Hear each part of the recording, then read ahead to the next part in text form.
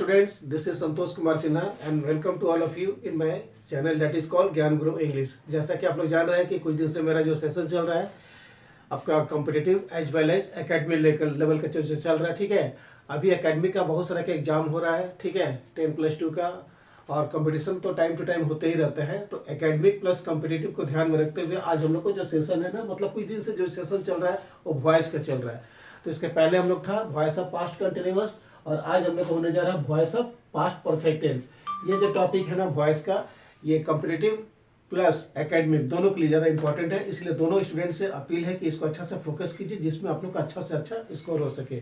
तो चलिए आज हम लोग का पास्ट परफेक्ट टेंस का क्वेश्चन रहेगा, देखते हैं इसका रूल क्या है। वॉइस का तो रूल कॉमन है, जैसा कि आप जानते हैं, subject into object, object into subject, V3 + Y, इसलिए इसको बार बार लिखना मतलब पॉसिबल नहीं है। जो अनकॉमन रूल है, कॉमन रूल तो आपको पता है, वर्ब का V3 + Y, उसके पहले subject into object and object into subject. लेकिन जो अनकॉमन रूल है, जैसे जितना टेंस होता है उतना उसका अलग से अपना रूल होता है। तो ये हम लोग का पास्ट परफेक्ट टेंस है, इसलिए इसमें क्या लगेगा, हैड बीन का प्रयोग करेंगे। चाहे ऑब्जेक्ट हमारा सिंगुलर हो या ऑब्जेक्ट हमारा प्लूरल हो, उससे कोई मैटर नहीं करता है। तो इसमें हम लोग हैड बीन का प्रयोग करेंगे। तो उसी को ध्यान में रखते हुए चलिए हम लोग देखते हैं कुछ क्वेश्चंस आपके सामने स्क्रीन पे है और उसका आंसर क्या होगा। Number 1, you had finished reading the novel. एक बार और देखते हैं, you had finished reading the novel, यानी आपने नोवेल को पढ़ना खत्म कर चुका था। ये परफेक्ट टेंस में है क्योंकि हैड, हैव और हैज के साथ हमेशा वर्ब का V3 होता है। तो इसका आंसर क्या दे रखा हुआ है, the novel had been finished read by you। once again the novel had been finished read by you। जैसा कि आप जानते हैं कि एक्टिव से पैसिव में हम लोग हमेशा वर्ब का V3 का प्रयोग करते हैं। तो यहाँ पर रीडिंग का वर्ब का V3 क्या हो गया, read हो गया। एक बार और देख लेते हैं, the novel had been finished read by you। now let's see question number 2। Question number 2 में क्या बोलते हैं, the doctor had prescribed some medicine, यानी कि डॉक्टर ने कुछ मेडिसिन को प्रिस्क्राइब किया था रोगी को। यहाँ पर पेशेंट्स नहीं है, सिर्फ मेडिसिन है। तो आंसर हो गया some medicine had been prescribed by the doctor. Once again, some medicine had been prescribed by the doctor. यहाँ प्रिस्क्राइब हो गया वर्ब का V3, ठीक है।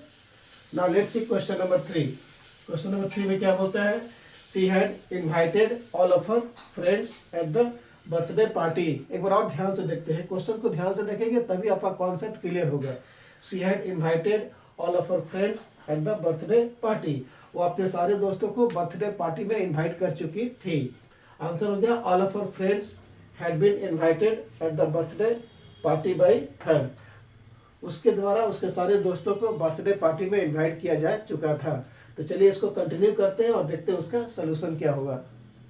चलिए हम लोग क्वेश्चंस को कंटिन्यू करते हैं और देखते हैं उसका सोल्यूशन क्या होगा एक्टिव से पैसिव का, ठीक है। Now question number 4, he had seen the historical monuments. एक बार और देख लेते हैं ध्यान से, he had seen the historical monuments. Answer हो गया the historical monuments had been seen by him. Now he will change into him, he will change into him. यहाँ वर्ब का V3 ऑलरेडी दिया रहता है क्वेश्चन में ही, बस उसको ग्रामेटिकली हम लोग को सजा के आंसर तैयार कर देना पड़ता है। Now let's see question number 5। 5 में क्या बोलता है, we had organized a farewell party for outgoing students. Once again, we had organized a farewell party for outgoing students. इसका आंसर हो गया, यहाँ का ऑब्जेक्ट है a farewell party for outgoing students, आपका ऑब्जेक्ट हो गया। तो क्या लिखेंगे, a farewell party for outgoing students had been organized by us, and we will change into us in passive voice। now question number 6 क्या बोलता है देखते हैं ध्यान से, she had made many dolls। वो बहुत तरह का खिलौना बना चुकी थी। once again, she had made many dolls। Answer हो गया many dolls had been made by her। उसके द्वारा बहुत तरह का खिलौना बनाया जा चुका था। ना क्वेश्चन नंबर 7 है लास्ट फॉर टुडे, देखते हैं क्या बोलता है क्वेश्चन नंबर 7 में, the teacher had explained all the lessons. एक बार और देखते हैं ध्यान से, the teacher had explained all the lessons. So the answer of the question is all the lessons had been explained by the teacher. एक बार और देखते हैं ध्यान से, all the lessons had been explained by the teacher. तो ये था हम लोग का आज का voice of past perfect tense. अगले दिन कल हम फिर मिलेंगे आपसे फ्यूचर टेंस का वॉइस लेकर के, future indefinite. Future continuous and then future perfect tense. तो इतना याद रखिएगा कि किसी भी कॉम्पिटिटिव में और किसी भी एकेडमिक में, जो मैट्रिक का हो चाहे 10+2 का हो, उसमें वॉइस आपको पूछता ही है। और कंपटीशन में तो खैर एसएससी, सीजीएल, सीएचएसएल में तो पूछता ही है। इसलिए आप लोगों से अपील है कि इसको अच्छा से प्रैक्टिस कीजिए, बहुत ज़्यादा अटेंटिव हो जाइए, बहुत ज़्यादा सिंसियर हो जाइए, क्योंकि अभी एग्जाम का सेशन चल रहा है और एक्टिव से पैसिव तो आपको मिलेगा ही मिलेगा। तो I think it's enough for today and more tomorrow. That's all for today and see you tomorrow, same time, same place and same purpose. Till then, good night to all of you. Thank you.